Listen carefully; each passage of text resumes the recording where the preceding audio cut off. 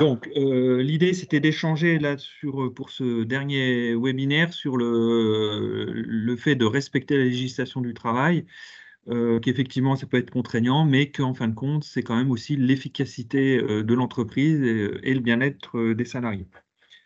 Voilà. Du coup, je vais dérouler. Hein, Donc, comment déjà, la première chose, c'est comment je peux faire respecter ou qu'est-ce qui fait que mes salariés vont respecter les règles travail, hein, les prescriptions, ce qu'on va leur demander. Alors, d'une part, c'est comme dans la partie du dialogue, c'est-à-dire de transmettre une consigne efficace, c'est-à-dire de donner du sens à l'action. Donc, comment je vais donner du sens à l'action? Je vais déjà expliquer pourquoi on fait cette tâche. Et aussi la situer dans la démarche générale du travail, de l'activité de l'entreprise. Donc voilà, donc c'est aussi faire participer du coup les salariés. On avait vu ça la fois dernière, que l'implication venait aussi du fait de faire participer les salariés à l'organisation quelque part du travail. Donc l'idée, c'est qu'effectivement, quand je vais expliquer, bah, quelque part, ils vont se sentir plus impliqués, ils vont savoir déjà pourquoi ils vont faire cette tâche. Et ça, c'est d'autant plus important que la tâche est contraignante et pas agréable à réaliser. Ou qu'il ait conscience de l'intérêt, en tout cas, de cette tâche dans la démarche de travail. Ensuite, c'est vraiment de préciser les règles de réalisation, comment on va s'y prendre. Et alors comment on va s'y prendre et comment il doit s'y prendre avec les différentes consignes de la tâche.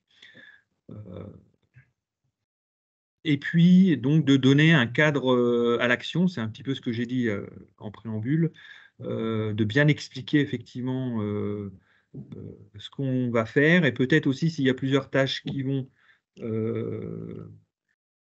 découler de cette tâche, d'expliquer l'ensemble du process et pas de donner les consignes vraiment par morcelées, tâche par tâche. Voilà, donc c'est vraiment expliquer les délais, quels résultats on attend, la rigueur et pourquoi cette rigueur. Parce que si la qualité du travail n'est pas respectée, qu'est-ce que ça engendre? Alors, je ne sais pas si en arboriculture, c'est que si les fruits sont mal conditionnés, bah, c'est la pourriture, c'est de la perte. Voilà, etc. Et en vigne, c'est un mauvais jus parce qu'on aura mal conditionné les raisins au moment du transport vers le pressoir. Hein. Et c'est vraiment bien précisé que le salarié, il ait vraiment la connaissance des différentes étapes hein, d'un process et des tâches pour qu'il situe l'importance de sa tâche et qu'il puisse aussi organiser son travail pour pouvoir respecter ce qu'on lui demande. Voilà pour la première passation de consigne. Rémi, je ne sais pas si tu veux intervenir ou si tu as un exemple là-dessus. Sur ce sujet-là, ne pas ignorer aussi et évidemment essayer d'expliquer quand c'est possible la problématique de la réglementation.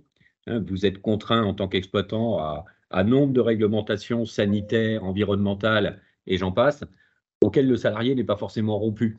Et je pense notamment au comment s'y prendre. Vous allez parfois vous pouvez avoir un salarié un peu expérimenté qui vous dit, mais patron, là, moi, ça ne me va pas de faire comme ça. Oui, on est d'accord, mais il y a des règles. Et ça peut être intéressant de les expliquer. Je pense notamment aux aspects effectivement sanitaires. Hein. On ne fait pas ce qu'on veut avec un élevage de volaille aujourd'hui. On ne fait pas ce qu'on veut avec un fruit aujourd'hui. On ne fait pas ce qu'on veut avec une céréale ou une plante d'ailleurs. Enfin, voilà. Et bien penser que, ouais, il y a tout un tas de contraintes réglementaires que le salarié ne connaît pas forcément et qui peuvent de coup Enfin, je me suis rendu compte que certains salariés peinaient à comprendre pourquoi on faisait tel acte à tel moment et de telle façon. Tout simplement parce qu'il y a des lois. Voilà, il ne faut pas hésiter à les rappeler. Et puis peut-être rappeler aussi qu'il y a aussi des consignes de sécurité. Et les consignes de sécurité, bien sûr. Il n'y a pas longtemps, j'ai échangé avec un viticulteur qui disait effectivement, parfois les salariés n'ont pas conscience du danger hein, auquel ils peuvent s'exposer quand ils utilisent mal un matériel ou qu'ils ne respectent pas une consigne. Donc ça, c'est important. De dire aussi que le salarié doit se situer dans son travail, situer son niveau de responsabilité, savoir un petit peu où il est dans la chaîne. Ça lui permet également donc de bien comprendre ce qu'il va avoir à faire et de respecter aussi le travail, mais aussi de savoir les limites jusqu'où il peut aller. Donc ça, après, c'est un autre enjeu, mais et du coup, de savoir aussi à quel moment il doit faire appel à la personne responsable pour réaliser son travail, jusqu'où il peut prendre une décision. Alors, on va continuer.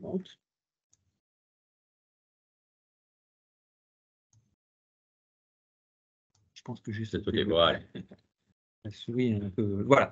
Donc, comme on avait vu la fois dernière, on a un peu expliqué comment on transmettait une consigne.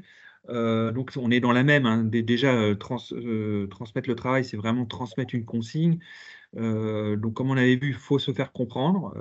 Donc, parfois, avec des salariés, il va falloir adapter son langage.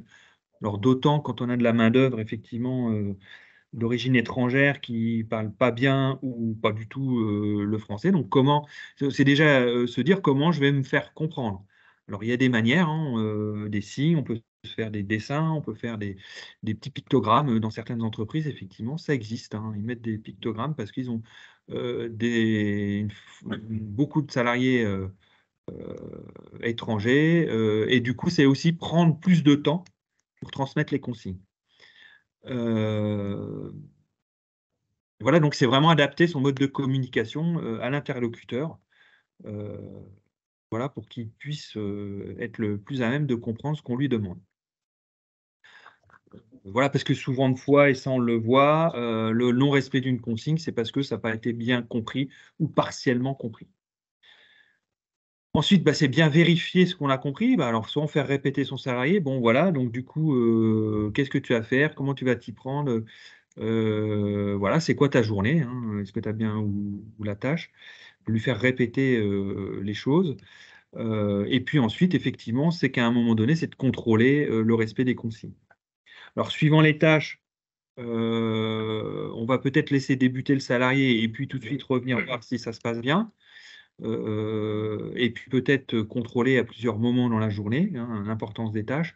Quand c'est des tâches moins importantes avec moins d'enjeux, on peut contrôler soit en fin de journée, en milieu de journée. Après, ça dépend vraiment de la tâche et de l'importance de la qualité du travail qu'on attend et de l'enjeu de ce qui va en découler.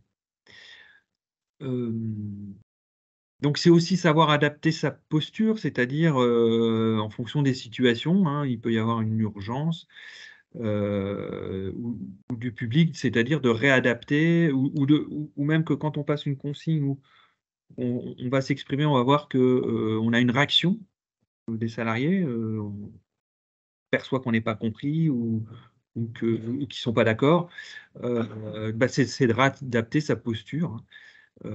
Voilà, il y a plusieurs postures qu'on peut prendre, soit on est très directif. Donc en situation d'urgence, évidemment, quand on voit, je ne sais pas moi, il y a un tuyau qui se débranche, ça coule partout. Là, on va être plus directif parce qu'il y a une caractère d'urgence, voire de sécurité. Hein. On n'a pas trop le temps d'expliquer. Soit effectivement, on va être plus participatif parce qu'on organise le travail et qu'on a un temps au moment des consignes et on va pouvoir demander au salarié si il est OK pour la tâche et si les consignes qu'on lui a données lui correspondent ou si lui, il voit autre chose ou il souhaite s'y prendre autrement. Et puis, on peut être délégatif, hein, c'est-à-dire que, alors là, on sera plus délégatif quand les personnes ont des compétences où on sait que la tâche sera bien exécutée puisqu'ils connaissent déjà cette tâche et ils connaissent l'entreprise. Donc, on peut être beaucoup plus simple et dire, toi, tu t'occupes du pressoir, point. Puisqu'on sait qu'il a cette compétence. Et puis, parfois, être persuasif, là, ça va surtout, notamment dans le cadre de la sécurité, quand ils ne veulent pas appliquer les consignes de sécurité ou porter leurs EPI. Là, c'est faire un effort encore de pédagogie, d'explication pour les persuader de mettre leurs EPI. Alors après, on peut menacer sous la sanction. Hein, dans le cadre de la sécurité, c'est possible. Mais quand c'est des méthodes ou des manières de faire, de travail, et que vous souhaitez que ce soit fait de cette manière, encore pour une raison bien précise, c'est de leur expliquer et voilà, de prendre le temps de les persuader. voilà. Donc la posture, elle est importante. Et puis effectivement, alors tout dépend effectivement les consignes, hein. Quand c'est une consigne pour des matériels ou d'utilisation d'un process, etc., eh bien, cette consigne, elle peut être formalisée et pérennisée. Donc soit effectivement par écrit, c'est-à-dire qu'on va avoir un livre, un classeur de procédures.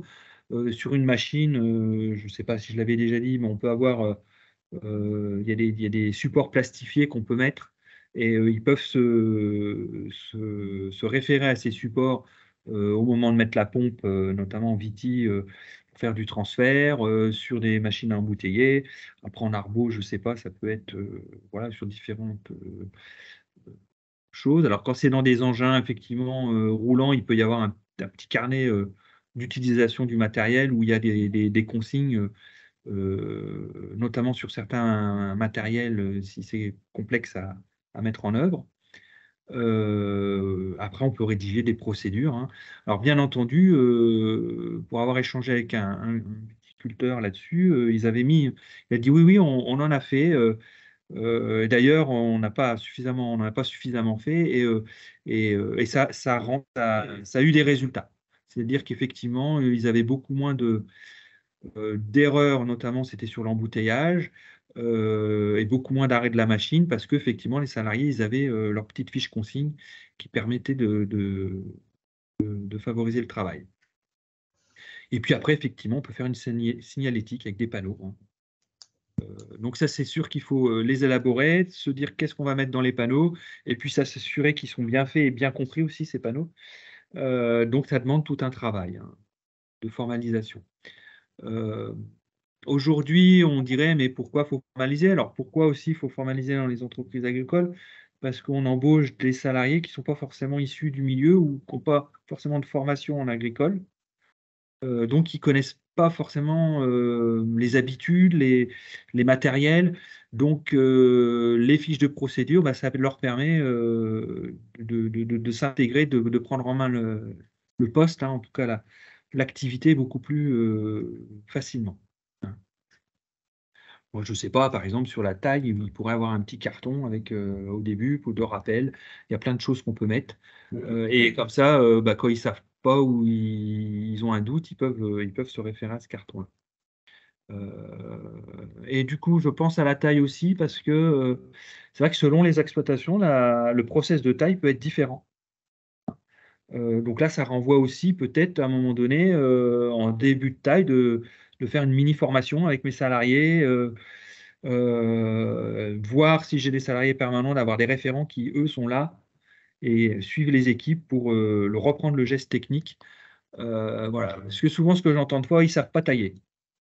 Ils ne savent pas tailler ou ils ne taillent pas comme l'entreprise souhaite le faire. C'est ça. Et ne pas savoir tailler, c'est différent que je taille différemment. J'ai une méthode différente. Voilà. Je ne sais pas si Rémi, tu veux intervenir? Non, bah là-dessus, il y a trois notions qui, à mon avis, sont primordiales, hein. La première, c'est vraiment la notion de contrôle. Alors, qui fait souvent peur, mais le contrôle, ce n'est pas la sanction. Le contrôle, c'est aller voir comment est fait le travail, où il en est. Et ça c'est important, hein, d'aller contrôler l'exécution du travail, la bonne exécution du travail, le bon rendu. C'est aussi important tout simplement pour vous en tant que manager, pour dire bah, la consigne que j'ai donnée, c'est la bonne, parce qu'en plus, surtout dans le métier, hein, avec du vivant, au bout d'un moment, aller vérifier qu'on ne s'est pas trompé soi-même dans la consigne qu'on a donnée. Je pense à des opérations de travail du sol ou des choses comme ça. Donc, ne pas avoir peur de cette notion de contrôle, elle est extrêmement importante. Bien souvent, si elle est faite de manière entre guillemets sage et bienveillante, elle va rassurer le salarié, hein, parce que le salarié va savoir qui fait bien et qui peut continuer comme ça. Donc il faut il faut vraiment pas avoir peur, hein. Bien faire la différence entre contrôler et sanctionner, hein. Ce sont deux choses totalement différentes, et ça c'est important de le faire. Voilà. La deuxième, donc c'est la notion de posture, c'est d'être bien conscient que il n'y a pas une posture pour tout le monde et tout le temps, hein. Et là, c'est compliqué parce que ça tient compte de sa propre personnalité de manager, comment je suis, et c'est pas facile de se modifier. ça tient compte de comment est l'autre, et ça tient compte de ce que je lui demande et dans quelle situation je le lui demande. Il y a des fois, il peut être nécessaire d'être directif et persuasif en même temps. Hein, parce que faut faire comprendre aux gens que c'est important de m'écouter et en même temps, il faut aller vite, donc il faut m'écouter. Voilà, c'est une donnée compliquée, mais on sait très bien qu'en matière de management, il faut s'adapter à l'autre, il faut s'adapter à la situation. Il ne faut pas rester sur sa propre méthode et sur ce que l'on est. Et ça, c'est la partie complexe c'est la partie compliquée du management. Voilà. Enfin, sur les les consignes écrites ou les procédures écrites, juste rajouter une chose, c'est que c'est un gain de temps. Dès que vous avez des tâches très répétitifs qui reviennent. Je vais prendre un exemple de la traite, par exemple. La traite dans un élevage, c'est matin et soir, tous les jours, à la même heure. Avoir une procédure écrite en salle de traite, c'est un gain de temps énorme, puisque vous savez que le salarié, quand il est en salle de traite, il a ce qu'il doit faire, il l'a sous les yeux. Et ça permet donc c'est un gain de temps évidemment extrêmement important. Donc, c'est long à mettre en œuvre, mais une fois que c'est mis en œuvre, c'est quand même là aussi de la sécurité, ça va rassurer le salarié et c'est un gain de temps en termes de management. C'est un gain aussi d'efficacité au travail et de qualité au travail, parce que s'il a un doute, il peut vérifier. Il sait que quelque part, il peut vérifier. Je ne sais pas s'il y a un dosage particulier. Voilà. Alors, ça veut dire aussi que si on a des procédures, il faut qu'elles soient aussi bien organisées, enfin, qu'il sache là où il faut qu'il aille chercher. Sur le contrôle aussi, parce qu'effectivement, pour que ce contrôle en faire quelque chose de positif, c'est qu'effectivement, on va contrôler pour voir si les consignes et la qualité de travail est respectée, mais du coup, c'est aussi le moment de valoriser son salarié, hein, s'il a bien fait. Voilà. Là, c'est bien, super, c'est bien. Et peut-être même s'il y a quelque chose qui n'est pas trop, enfin, qu'il faut qu'il corrige, c'est déjà commencer par lui dire, ça c'est bien, tu as bien fait ça. Par contre, ça, faudrait que tu fasses ça différemment parce que là, tu vois, tu abîmes la tige ou je ne sais quoi. Donc ça, c'est important. On passe à la suivante? On passe à la suite. Allons-y. On va accélérer. On est bon, mal? Tu veux pas. Ah, voilà. Donc voilà. Après, effectivement, dans le management et au quotidien, effectivement, quand on est seul manager responsable de l'entreprise, c'est pas simple. Mais après, effectivement, si on a des associés, si on a des responsables d'équipe, ça complique aussi les choses. C'est-à-dire que si on est 3 associés ou qu'on a des chefs d'équipe, hein, parfois en VT ou en Arbo, on peut être nous responsables d'avoir la licence du management, enfin la responsabilité de management, mais aussi avoir délégué un chef d'équipe, un certain nombre d'équipes.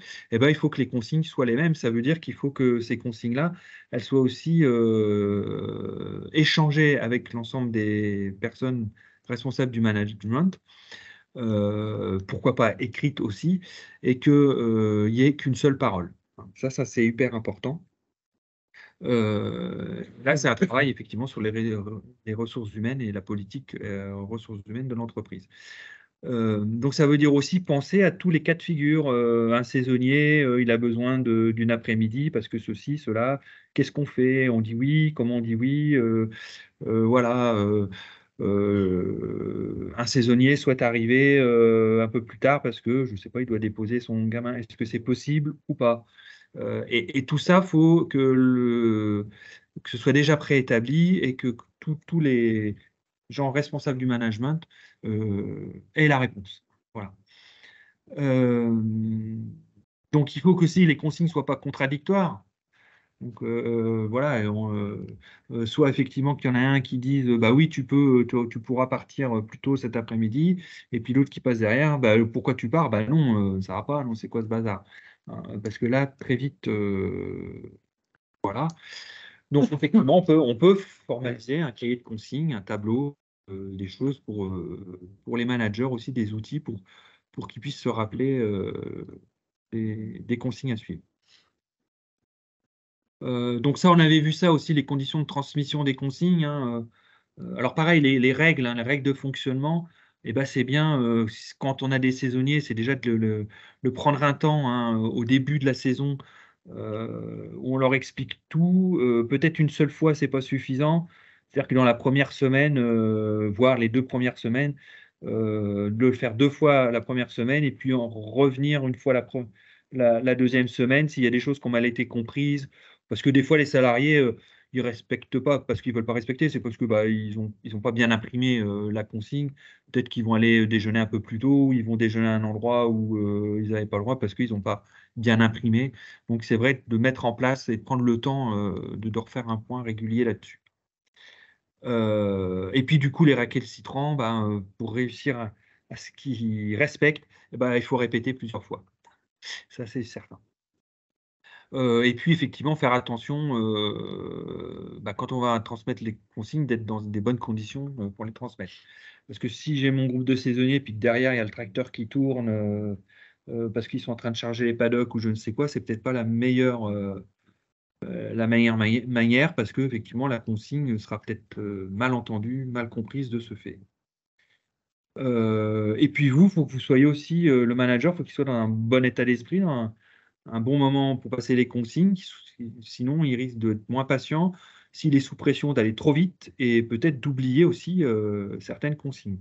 Donc ces consignes-là, elles peuvent être aussi écrites et que vous ayez votre petit carton de consignes pour ne pas oublier des consignes au moment de l'embauche des nouveaux salariés. Bien entendu, quand on a une consigne, il faut quand même s'assurer que ce soit réalisable, que les ressources. Parce que des fois, on va dire, bah, tiens, vous ferez ça, tiens, vous allez mettre des piquettes, voilà. Sauf que les piquettes, il n'y en a pas assez, ou il n'y a pas assez de marteau pour enfoncer les piquettes. Donc, je dis n'importe quoi, mais c'est ça. Donc, il faut quand même aussi s'assurer que on demande un travail, mais que les ressources pour le travail, hein, que les moyens soient présents. Et puis peut-être à un moment d'un passage de consigne, bah, peut-être un ou deux salariés ne seront pas d'accord ou sur la manière de faire ou ce qu'on transmet, bah, c'est voir est-ce qu'on négocie, est-ce que leur remarque est pertinente. Et puis effectivement, si on ne souhaite pas aller dans leur sens, c'est vraiment les convaincre et leur donner une raison. Voilà. Et puis du coup, quand il y a des consignes, il faut faire un suivi régulier, hein. C'est-à-dire qu'il faut s'assurer qu'elles soient respectées. Et donc régulièrement, bah oui, les salariés, c'est un peu comme les enfants, bah, faut leur rappeler parfois les consignes. Alors, pareil, hein, parce que bah, au bout d'un moment, on prend des habitudes, on oublie la consigne. Donc la rappeler gentiment, ça permet effectivement que ces consignes perdurent dans le temps. Et ça, c'est important de bien le faire. Et de le faire toujours de manière, alors suivant comment on est sur le point d'humour, ou dire: «Eh les gars, je vous ai déjà dit», voilà. Et pas être trop péremptoire parce que du coup, si on est trop direct et trop strict, ben, oui, ils vont vous dire oui pour faire plaisir, mais dès que vous aurez le dos tourné, ils ne respecteront pas, ce que vous avez dit. Donc c'est vraiment un travail, au quotidien. Voilà, donc effectivement, il y a la partie réalisation, c'est comment exécuter le travail et puis le respect aussi dans le temps de toutes les règles du travail qu'on aura éditées. Je te laisse intervenir si. Là-dessus, c'est surtout revenir sur les conditions de base, hein. Un salarié, un patron. En tout cas, un référent. Voilà. On voit trop souvent dans les fermes des salariés qui rapidement sont un peu perdus et pris en étau entre différents donneurs d'ordre. Alors on pense souvent aux associés, mais c'est aussi un chef d'équipe, un employeur, et qui se retrouve coincé et pris entre deux feux, de consignes complètement différentes, d'organisation du travail différentes. Donc ça, c'est vraiment un acte primordial. Un salarié, un référent.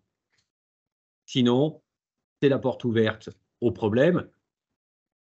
Ce qu'on constate dans l'autre sens, c'est un salarié qui, du coup, en profite. Oui.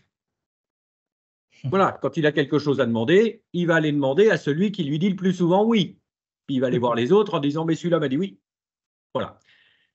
Donc de toute façon, dans tous les sens, et ça c'est l'erreur qu'on voit trop souvent dans les entreprises, un salarié, un référent. C'est la base, c'est la base et c'est la base sine qua non pour que les choses se passent globalement bien. Après, évidemment, on fait attention aux consignes, à la qualité, à ce qu'on leur demande. On fait attention d'être réaliste. On a vu pendant longtemps des méthodes de consigne qui consistaient à pas toujours tout dire sur le travail. Hein. Non, mais ça, t'en as pour 2 heures, alors qu'on sait très bien qu'il y en a pour 3. Mais on dit qu'une fois qu'il va y être, de toute façon, il va aller au bout. Des choses comme ça marche plus. Ça a fonctionné, c'était très bien, ça marche plus. Donc, avoir quand même des choses réalistes, réelles, et je vais le dire trivialement, pas trop prendre nos salariés pour des benets quand même. Au bout d'un moment, ça les agace. Et on a parlé la dernière fois de la notion de confiance entre le donneur d'ordre et le salarié. Évidemment, ce n'est pas de nature à donner la confiance. Voilà les 2-3 éléments, mais évidemment, la base, hein, un salarié, un référent, des consignes claires et réalisables, et des conditions de transmission, évidemment, les meilleures possibles. On donne pas une consigne et on jette pas une consigne à travers une fenêtre de voiture où ça marche pas. Et en tout cas, si c'est le cas, on s'étonne pas qu'elle n'ait pas été comprise. Voilà, c'est vraiment les 3 points, c'est la base. Si on ne met pas ça en place, on a quand même toutes les chances que ça ne se passe pas très très bien.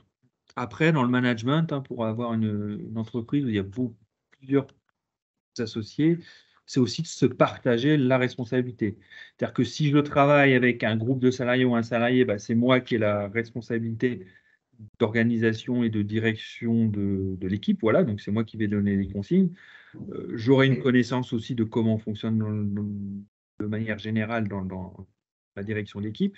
Mais après, effectivement, si il y a un problème plus ressources humaines, de congés, même de départ anticipé, de dire bah, OK, moi, j'y vois pas d'inconvénient, je suis OK, mais tu vas voir un tel, parce que c'est lui qui est responsable des équipes, du temps de travail, donc c'est lui qui. Il faut qu'il soit prévenu. Déjà, ça évite de ne pas savoir, déjà. Ça veut dire qu'il sait que le salarié, il doit quand même prévenir à un moment donné le responsable RH que le référent, hein, qui sera responsable de ça, qui sera absent. Et comme ça permet aussi de suivre les équipes. Hein. Et puis en cas d'accident aussi, de savoir que son salarié n'était pas sur le lieu de travail. Ce qu'on voit aussi parfois, souvent sur les saisonniers, il n'y a pas que les accidents. Il y a aussi certains saisonniers, ils font des délits et quand les gendarmes viennent vous voir et que vous dites bah ouais mon salarié ou si il était présent ou je sais pas, bon c'est toujours un peu embêtant. S'il y en a un qui suit vraiment cette partie il dira bah non, on lui avait donné, il avait demandé à ne pas être présent, donc il n'était pas là. Voilà. Alors on va continuer. On peut peut-être passer la prochaine, du coup. Oui, là c'était Voilà. juste, voilà, l'idée, c'est que ça rend le travail plus efficace, hein, ça c'est clair. C'est aussi un gage de sécurité parce que une consigne mal transmise, ça peut aussi provoquer un accident de travail si le salarié n'a pas compris et c'est vraiment un acte de management. Donc il faut vraiment le prendre en compte. Donc la suite, là c'est plus pour un petit rappel, hein. Évidemment, c'est pas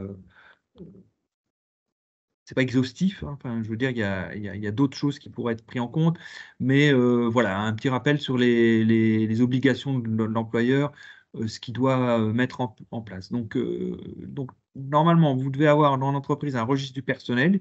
Ils peuvent vous être demandés lors d'un contrôle. Normalement, il y a aussi le livre de paie, mais après, si vous le faites sur informatique, alors il n'y a pas de format hein, de registre du personnel. Bon, dans les grandes entreprises, souvent, ils ont quand même un support papier, mais ça peut être fichier informatique, il n'y a pas de souci. Et aussi, le livre de paie, c'est en fait tous les montants de paie qui ont été versés aux salariés. Ça, c'est des outils, parce que ça fait partie des outils de la direction du travail. Et donc, effectivement, c'est les éléments qu'ils vont demander. Donc, si vous ne l'avez pas, ou ça se trouve, vous l'avez, parce que des fois, je demande ça aux entreprises, ils disent, c'est quoi ça? C'est quoi? Alors après, je commence à leur expliquer, ils disent, ah oui, peut-être on a un fichier. C'est de savoir, et au moins aussi qu'il y ait un référent dans l'entreprise qui sache où sont ces éléments-là et comment les transmettre, parce que effectivement, quand le contrôleur il arrive et qu'on n'a pas on ne sait pas ou on n'est pas à l'aise avec ces éléments-là, c'est toujours un peu gênant. Donc, lors d'un contrat de travail, donc la DPAE, on va dire que c'est l'ancien document aujourd'hui. Normalement, dans la DSN, tout est compris quand vous allez faire la déclaration, mais c'est bien d'avoir fait cette déclaration et puis d'avoir un contrat de travail qui, normalement, doit être signé dans les 48 heures. Hein. Donc, voilà. La DPAE, c'est bon à Monsieur Ducrot, hein, déclaration préalable à l'embauche. Oui, oui, oui, on connaît Voilà, ça. un document. OK. Document obligatoire. Bon. Ça, c'est très important. C'est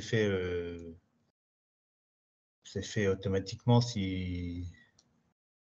Enfin, je veux dire, si on embauche quelqu'un et qu'on le déclare, c'est obligatoire, c'est fait. En fait, c'est l'acte de déclaration. Voilà, oui. c'est ça.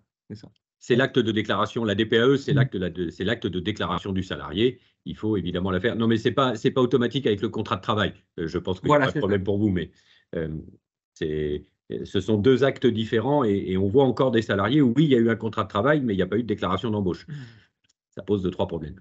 Aujourd'hui, on le voit moins quand même. Parce DPAE, que... ah oui, c'est pas sûr que je confonds peut-être avec la DSN du coup. Là. La DSN, c'est automatique. La DSN, maintenant, elle est faite automatiquement. Ouais. Mais quand vous embauchez quelqu'un d'une manière ou d'une autre, vous devez lui faire un contrat de travail. En tout cas, c'est fortement conseillé, même dans le cadre d'un CDI. C'est évidemment obligatoire dans le cadre d'un CDD. Et vous devez faire une déclaration préalable à l'embauche. Hein, donc, vous devez notifier à la MSA que vous avez embauché cette personne-là pour tel poste à partir de telle date. C'est un acte obligatoire. Quand on remplit la... c'est la DSN qu'on remplit, là, je pense. Je ne sais pas. Oui, c'est ça, parce que maintenant, tout se fait informatiser. Tout est informatisé, en fait. Mais normalement, je crois que sur le document informatique, là, parce que moi, je ne l'ai pas vu, je n'ai pas fait de déclaration, mais normalement, vous avez les éléments de la DPAE aussi dedans. Oui. Hein, tout est maintenant, comme c'est informatisé, quand vous le faites, voilà, ça fait automatiquement. Il n'y a plus qu'un document, en fin de compte. Mais néanmoins, ils appellent ça quand même toujours. C'est toujours la DPAE. Voilà. C'est toujours. Ils séparent toujours les deux. Il y a toujours une partie spécifique. Et ça, c'est super important parce qu'en cas d'accident ou quoi que ce soit, ou de contrôle, c'est quand même ce qui vous permet de prouver que vous l'avez bien déclaré et qu'on ne vous accuse pas effectivement de travail dissimulé.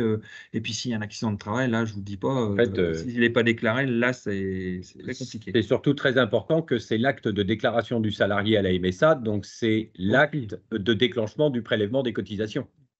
Le simple contrat de travail et la paye ne permet pas de faire ça. Question, voilà. Est-ce qu'on a un petit délai là parce que si on est, par exemple, je sais pas, on a un saisonnier qui s'est sauvé, qui a démissionné le mardi soir et le mercredi matin, on a retrouvé un... La déclaration d'embauche peut se faire... En fait, la déclaration d'embauche peut se faire jusqu'à l'heure qui suit l'arrivée du salarié dans l'entreprise. C'est 1 heure. C'est pas beaucoup. Non. Normalement, elle est dite préalable. Mais effectivement, dans le cas que vous posez là, vous avez quelqu'un, le soir, il n'est pas venu, vous rembauchez quelqu'un le lendemain matin, vous l'avez eu au téléphone à 21 h. Oui. Le lendemain matin, quand il se présente sur l'entreprise, vous avez, entre guillemets, vous avez 1 heure, c'est-à-dire que la DPAE doit être arrivée à la MSA dans l'heure qui suit sa prise de fonction. Donc, ça veut dire que dès qu'il arrive, il commence par passer par le bureau et on fait la DPAE. Et après, c'est bon. Voilà. Mais oui, on ne peut pas lui dire on verra ça demain midi. Non, non. Normalement, c'est non. C'est dans l'heure qui suit. Oui, ils sont très à cheval. Hein. C'est très strict maintenant. Notamment l'inspection du travail est très, très à cheval. Vous êtes contrôlé. Ah bah oui, il est arrivé ce matin, je ferai sa déclaration à midi. Ça passe plus. Voilà. Donc après, effectivement, tout ce qui est... Mais ça, c'est vrai que faut faire gaffe à ça parce que... Ouais. Ça, c'est très important. Souvent, c'est ce qui se passe. On embauche il arrive à 8 h et puis on fait ça.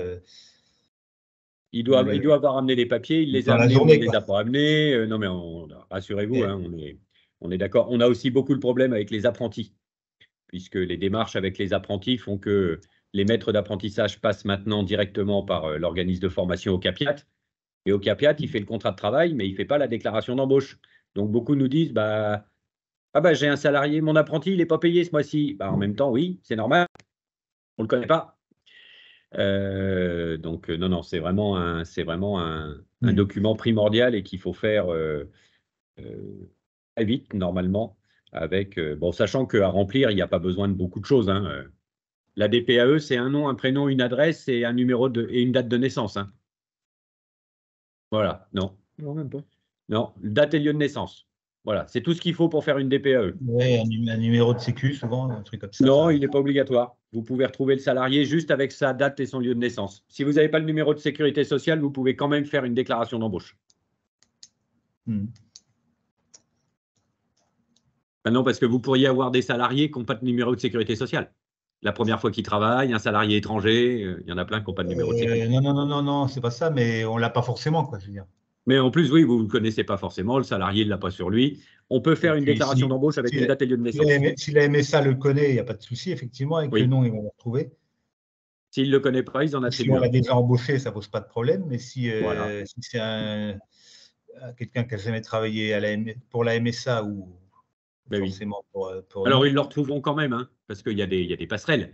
Mais, mais sur l'interface informatique, c'est pas sûr que. S'ils ont son nom, s'ils ont sa date de naissance et son lieu de naissance, ils retrouveront.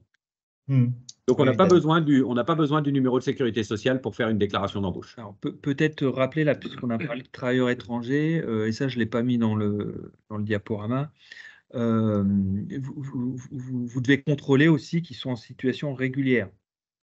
Ça, c'est important.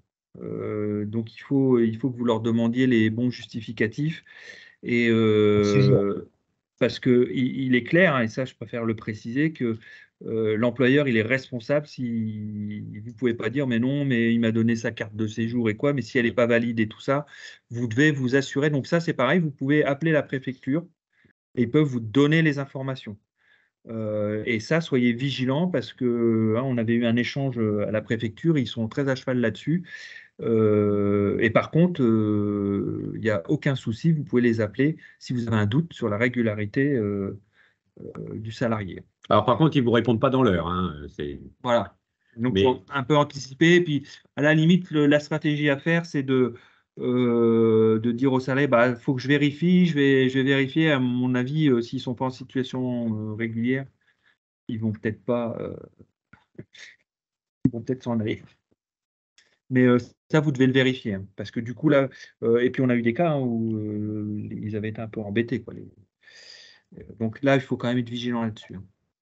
Donc après, effectivement, la fameuse visite médicale, hein, donc vous avez la responsabilité de la faire faire à votre salarié, Alors après, pareil, quand des fois, vous embauchez le salarié, mais il n'y a pas de possibilité de rendez-vous de visite, c'est surtout de faire une demande par mail que vous puissiez justifier que vous avez bien fait la demande.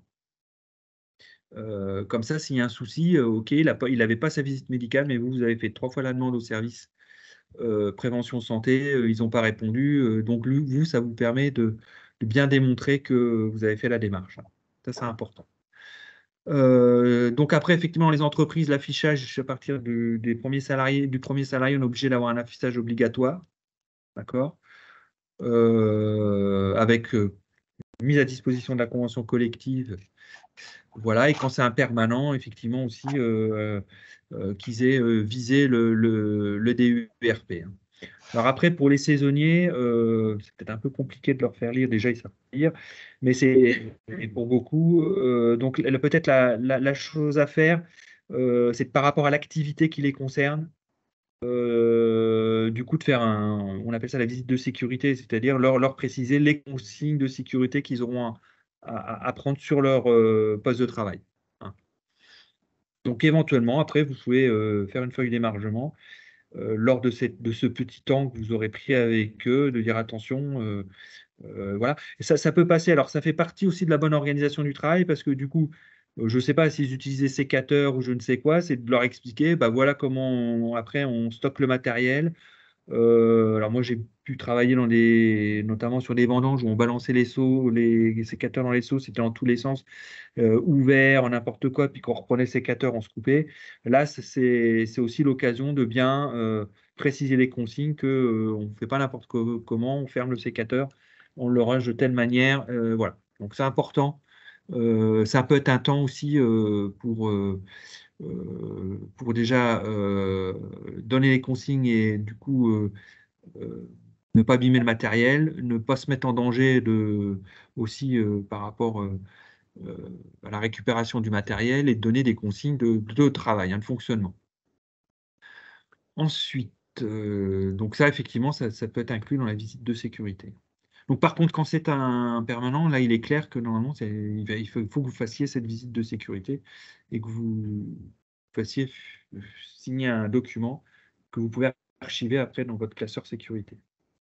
Donc, convention collective, j'en ai parlé. Alors, logiquement, pareil, alors c'est pour les permanents, l'entretien professionnel, il est obligatoire tous les 2 ans avec un bilan à 6 ans. Donc, voilà. Ça, j'engage. Bon, monsieur Ducrot, vous avez déjà peut-être longtemps. Il y a des permanents? Monsieur Ducrot, vous avez des permanents? Oui. Oui. Donc, normalement, Il y en a deux chez moi et comme je m'occupe aussi des RH au niveau auprès des paysans, la SAS agriculture et ouais.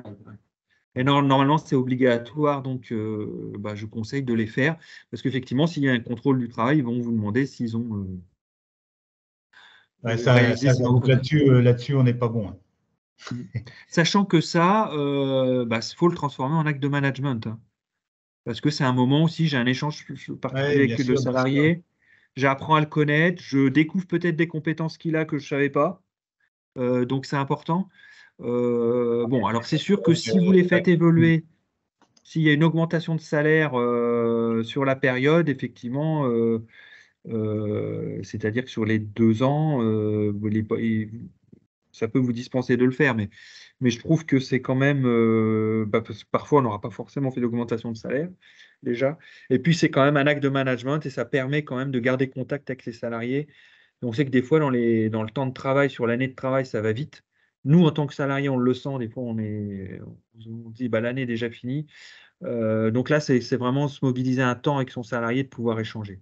Alors pareil, quand on décide de faire ces entretiens-là, que ce soit l'entretien annuel ou professionnel, il faut se ménager du temps et pas être trop pressé, pas vouloir aller trop vite parce que du coup, on peut peut-être perdre le bénéfice, c'est que le salarié se sent un peu pas écouté et du coup, c'est plutôt contre-productif que productif. Donc ça, c'est quand même important aussi que le manager soit prêt à le faire en état et qu'il se laisse suffisamment de temps pour le faire, même si ça doit dépasser un peu.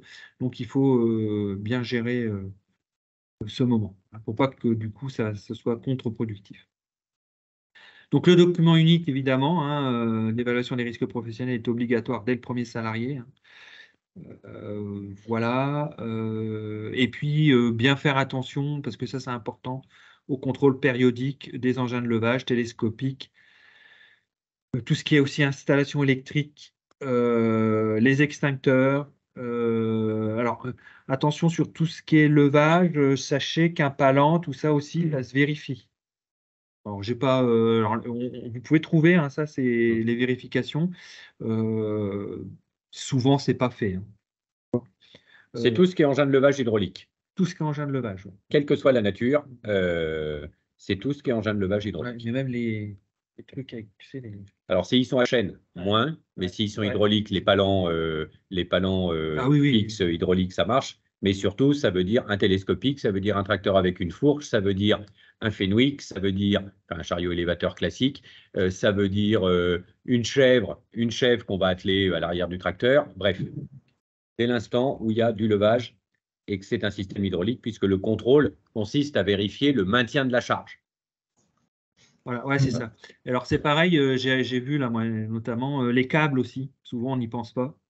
Les câbles, normalement, ça doit être contrôlé aussi. Alors, le fait, c'est que vous le sachiez, parce que le jour où vous faites venir le contrôleur, il contrôle tout. C'est parce que souvent, en fait, c'est pas fait. Et des fois, il vient pour le télescopique, mais on oublie les câbles, on oublie, etc. Donc, c'est un peu dommage, autant faire contrôler. Ça ne vous coûtera pas beaucoup plus cher de faire contrôler vos câbles en même temps. Donc voilà, et ça c'est important parce qu'en tout cas, surtout sur les télescopiques, ils sont intraitables. J'ai plusieurs agris qui ont été verbalisés parce que c'était pas. Ah oui, c'est tous les ans, vous devez garder le contrôle, le procès-verbal de contrôle, c'est des documents pré-remplis, mais le contrôleur vous le laisse. Et oui, c'est ce qui demande sont intraitables. Alors, ça va pas, vous n'allez pas aller en prison parce que vous n'avez pas fait le contrôle périodique, mais c'est toujours bête de prendre 300 € d'amende, quoi. Même si c'est ce que vous coûte le contrôle, hein. On ne va pas se mentir. Bah, l'amende, je crois que c'est plus cher. Ça peut être plus cher que ça. J'en ai un, il l'a eu un peu mal. Il l'a eu un peu Il n'y avait dans peut-être pas que ça. Mais... bon, après, pareil, hein, quand on a un contrôle, il faut savoir faire profil bas. Hein, oui. Parce que souvent, on nous remonte ça, mais comment. Voilà, c'est l'attitude face au contrôleur, c'est important. Hein, l'inspecteur, ça, faut quand même prendre. Faut accepter qu'on est en tort. Voilà. Et ça se passe mieux. Alors. On continue? Oui. Si tu avais autre chose à rajouter. Donc oui, un petit point sur le DRP. Bah, aujourd'hui, donc il est obligatoire depuis 2001, hein, je rappelle, donc ça fait quand même quelques années. Aujourd'hui, ça rend un peu plus d'actualité parce que c'est une conditionnalité, ça rentre dans la conditionnalité sociale de la PAC. Donc si effectivement vous n'êtes pas en mesure de le présenter, eh bien, vous pouvez avoir des pénalités, c'est 3% et 5% au deuxième contrôle si vous ne l'avez toujours pas. Donc ça peut faire du bruit quand on a de la PAC.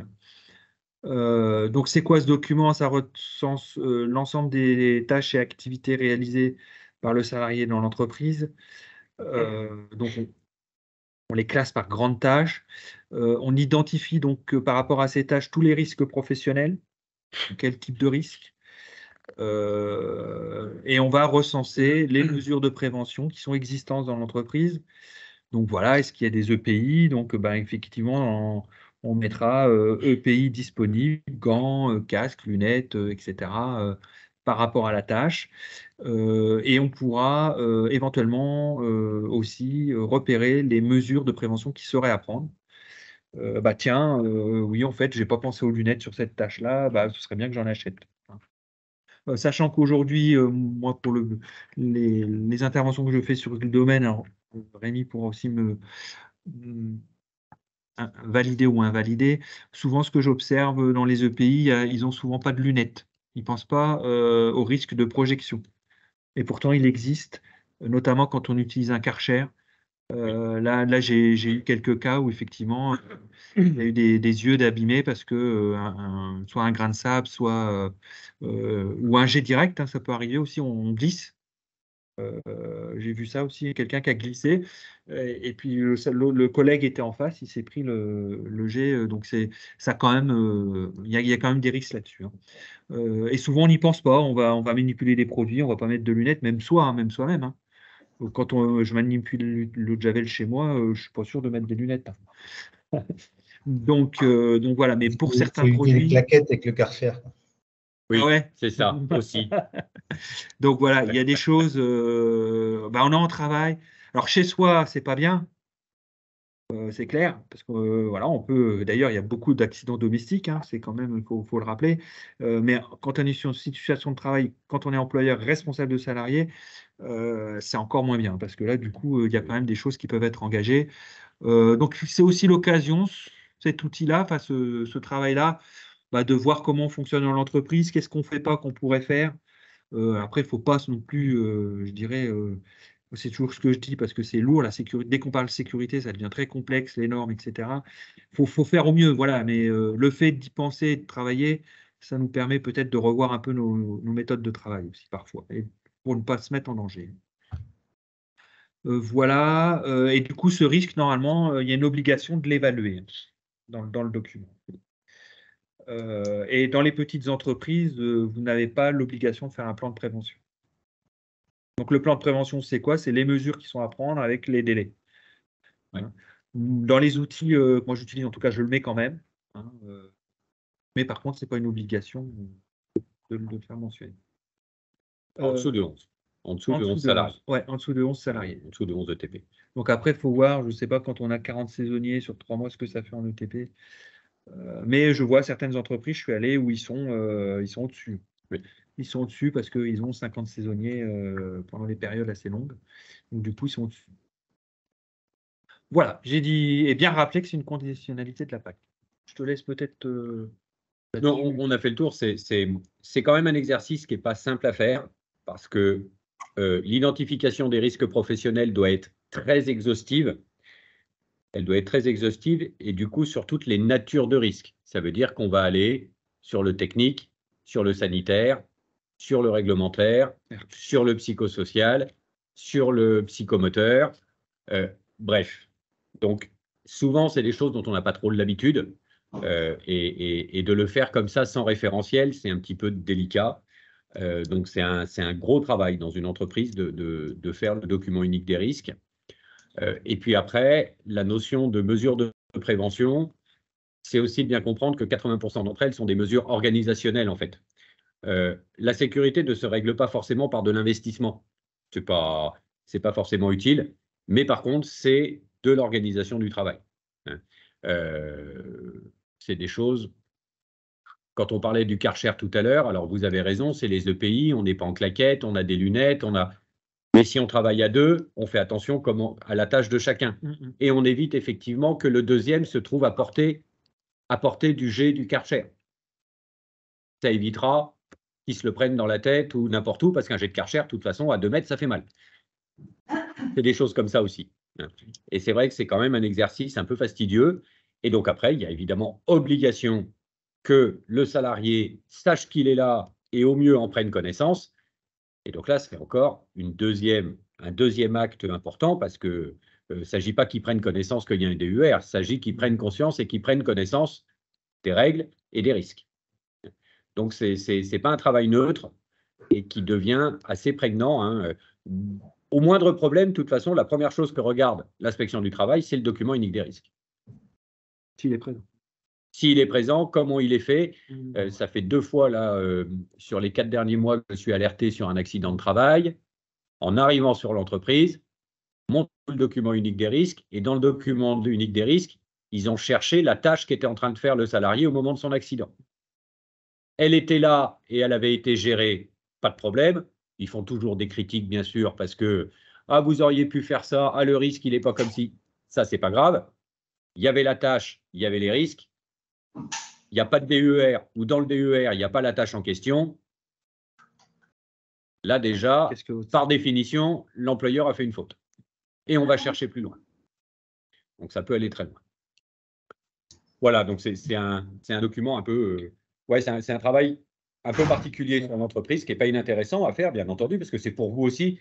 Enfin, moi, quand je fais des DER, je dis toujours, le premier concerné, c'est l'employeur. Parce qu'en général, tout ce que fait votre salarié, vous le faites aussi. Donc voilà. Mais c'est un travail très particulier. Après, de rappeler peut-être sur la lecture de ce document, parce que normalement, le salarié doit le lire, plutôt que de lui donner et de le laisser passivement le lire, parce qu'on ne sait pas comment il va le lire, etc. C'est peut-être déjà aussi discuter avec lui à l'embauche sur les risques professionnels, de lui montrer les points clés, voilà, sur la visite sécurité, de lui montrer les points clés aussi de ce document et de lui rappeler certaines choses. Par exemple, on parle de Karcher. J'ai déjà vu des salariés jouer avec le Karcher et se balancer et se donner des coups de jet. On donne un coup de jet sur les jambes. Bon, c'était pas en agriculture, c'est en agro, mais des fois, effectivement, c'est aussi de rappeler aux salariés qu'il y a des comportements qu'il ne faut pas avoir et que s'il l'a, il se met en faute. Sans compter les courses de Fenwick électriques et tous ces trucs-là. Donc là, c'est vrai que l'employeur, il a quand même aussi une obligation de santé, de sécurité au travail. Donc si effectivement il repère un dysfonctionnement, une mauvaise utilisation du matériel, c'est aussi de rappeler aux salariés qu'on ne fait pas n'importe quoi. Voilà. Juste rappeler qu'en matière de sécurité au travail, et là, je pèse mes mots parce qu'ils sont extrêmement forts, mais aussi écrits dans la loi. L'employeur a une obligation de résultat en matière de sécurité au travail.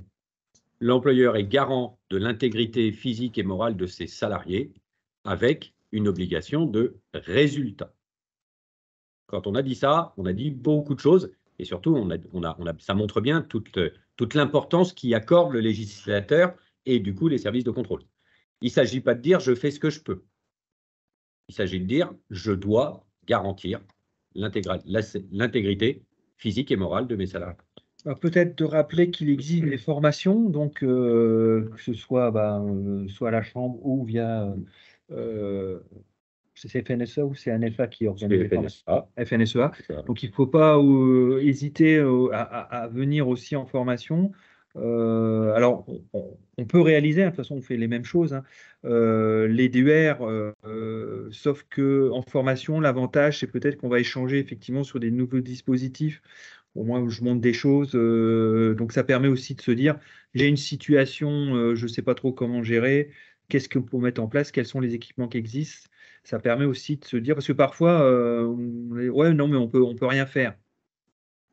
On peut souvent faire quelque chose, c'est parce qu'on n'a pas forcément la connaissance ou on ne connaît pas le matériel qu'on peut utiliser pour limiter le risque.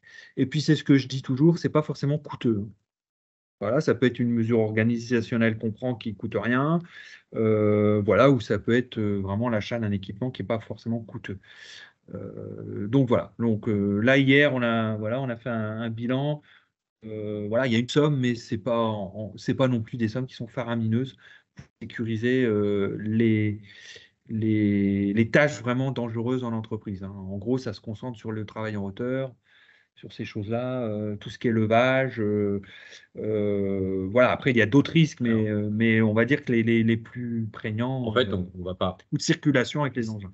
Ça peut être une histoire de coût, mais c'est pas des coûts. C'est pas de l'investissement spécifique pour la sécurité. C'est que souvent, quand on va passer, on va vous dire, il faut changer tous les carters de protection, des vis, des poulies, des cardans de matériel.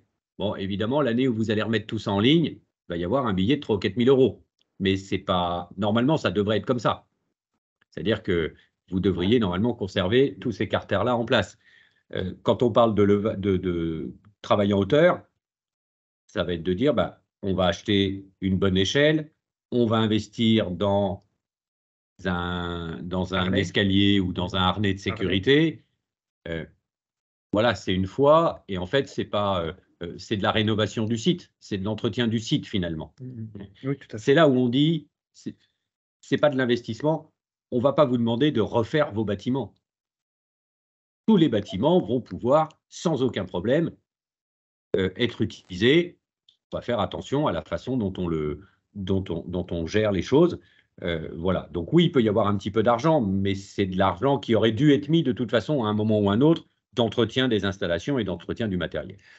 Ouais. Après, c'est pareil. Là, hier, on a échangé parce que oui, il y avait c'est pas un arbre, mais il y avait quelqu'un qui a des serres. Il dit qu'on met les plastiques, on se met, donc on discute. Le fait, c'est de se dire, on a une pratique qui est peut-être pas top sécurité, c'est déjà en prendre conscience et de se dire qu'est-ce que je peux mettre en place pour limiter le risque.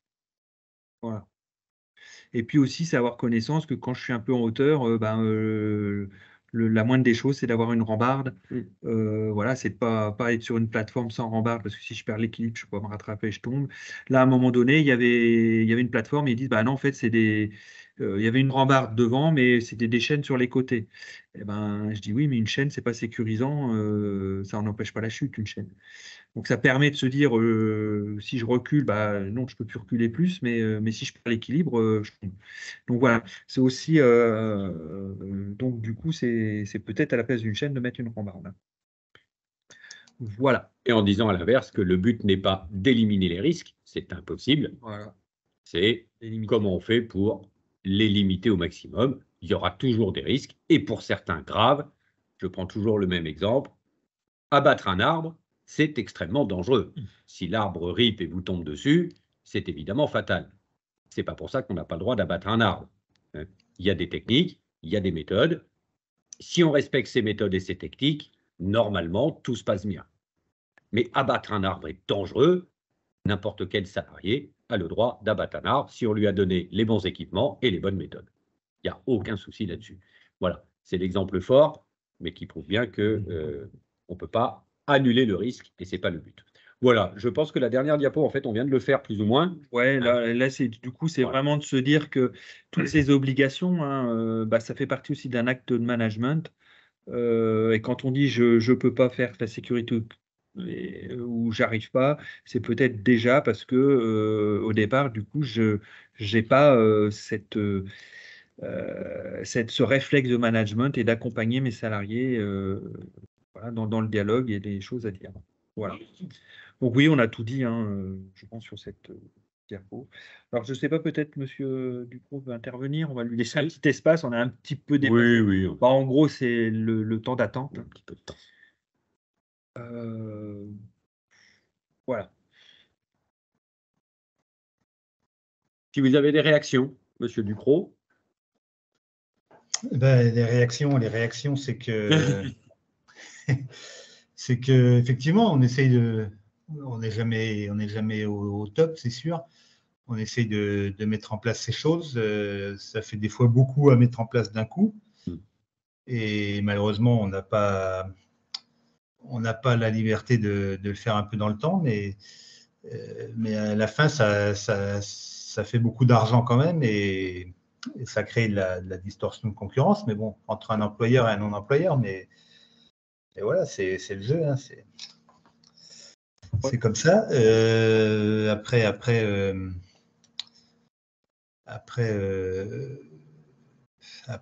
ne sais pas quoi dire d'autre. C'est la loi. On est obligé de s'y adjoindre, mais.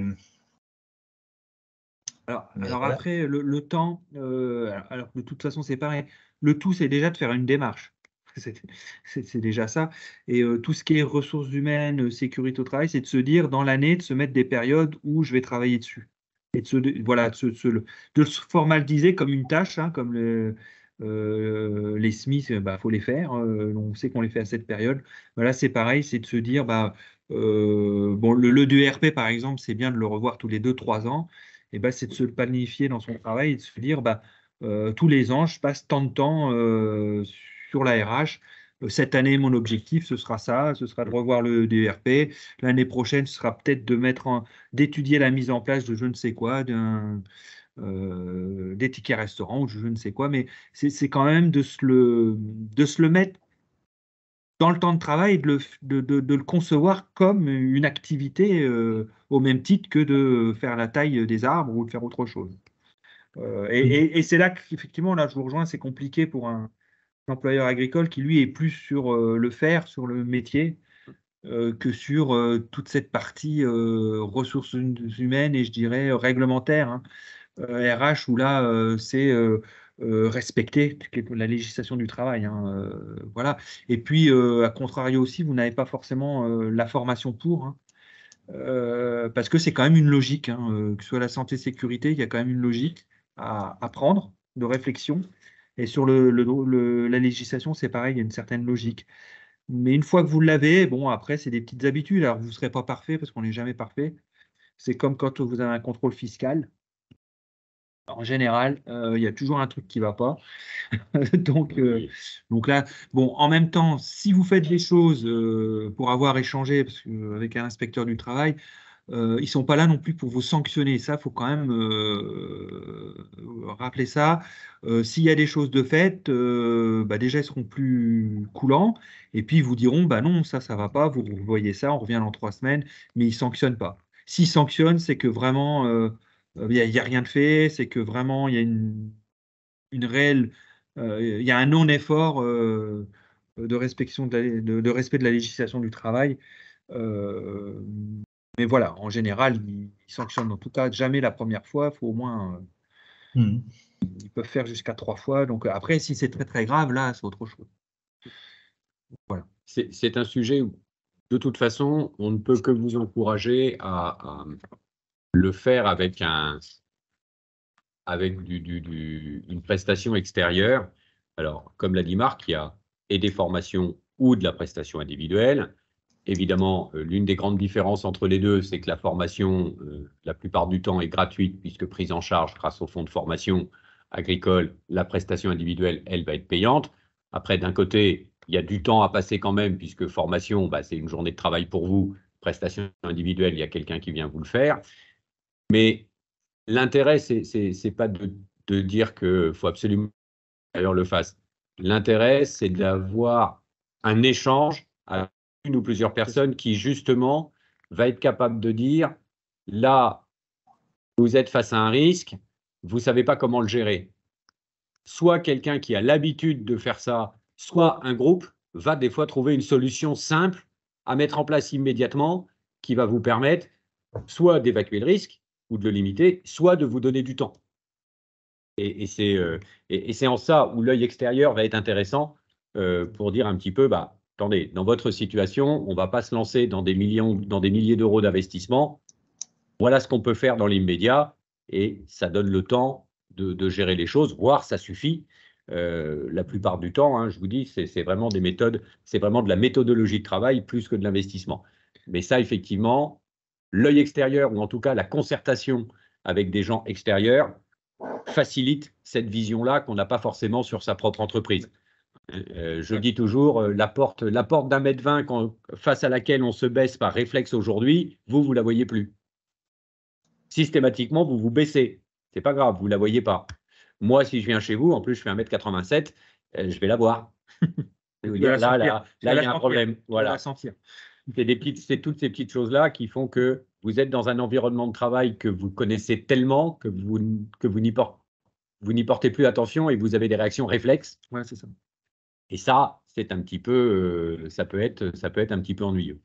Sachant que, en fait, l'œil extérieur, il permet de vous sortir aussi de vos habitudes. Si on prend les habitudes, on est tous pareils d'ailleurs, hein, et on se rend plus compte que ça peut être dangereux. Et le danger, c'est alors peut-être vos salariés permanents qui sont là depuis 10 ans, hop, ils vont avoir cette habitude-là. Sauf que quand il y a un nouveau salarié qui arrive, c'est là où il peut y avoir le danger parce que lui, du coup, il n'a pas cette habitude. Et puis encore plus quand c'est quelqu'un qui n'est pas du milieu agricole et qui, du coup, des fois, on le dit dans les accidents, mais pourquoi il a fait ça, quoi? Parce qu'il a fait ça, parce qu'il ne s'est pas rendu compte du danger, il n'a pas l'habitude, il s'est mis en danger. Voilà.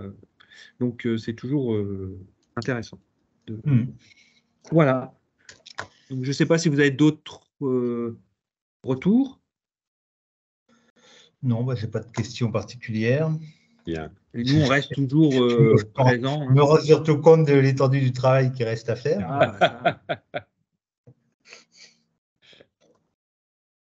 Mais bon, en même temps, on est dans un environnement de travail, déjà dans des structures qui sont autrement plus simples que les nôtres, c'est compliqué de tout mettre en sécurité. Oui, alors, dans les nôtres, c'est encore d'autant plus compliqué, quoi, parce qu'il y a toujours alors je sais pas moi, le morceau de bois qui va traîner par terre, ça va être un risque. Enfin, voilà, il y a toujours quelque chose, quoi. Donc, il nous faudrait presque quelqu'un qui soit attaché à gérer la sécurité à l'année, quoi. Mais bon, c'est pas possible, quoi. Clairement, c'est pas possible. Donc, alors après, sur des groupements d'employeurs, peut-être un jour ça arrivera, hein. Moi, c'est ce que enfin, c'est tout ce qui est RH, sécurité, c'est que ce soit un emploi partagé qui puisse, voilà, quelqu'un qui passerait dans les exploitations une fois qui rappellerait un certain nombre de choses, hein. Quand vous me parlez du bout de bois, c'est un bon exemple, ça. Mais c'est parce que c'est des habitudes de travail. C'est-à-dire qu'à partir du moment où on fait un chantier, après on range et on bien sûr. On enlève. Vous allez dans des fois, c'est bien aussi. Ce qui serait bien, c'est peut-être de faire visiter à des groupes, des agriculteurs, des structures ou des industries qui sont un peu plus organisées, mais parce qu'en fait, dans le travail est aussi intégré le fait de ranger, et puis aussi les zones où il faut que ce soit rangé, où il faut que le matériel soit entreposé, et tout est organisé du coup, hein. Et d'autant plus si c'est des sociétés ou des entreprises où il y a des risques avec des matériels explosifs, etc. Alors, c'est vrai qu'on ne va pas demander à une exploitation agricole d'être aussi précise, mais je peux vous dire que j'ai une photo, là, si je pourrais vous la faire voir, d'un atelier. On se demande si c'est vraiment un atelier ou un. Donc voilà, c'est ça, c'est que c'est des habitudes de travail, hein.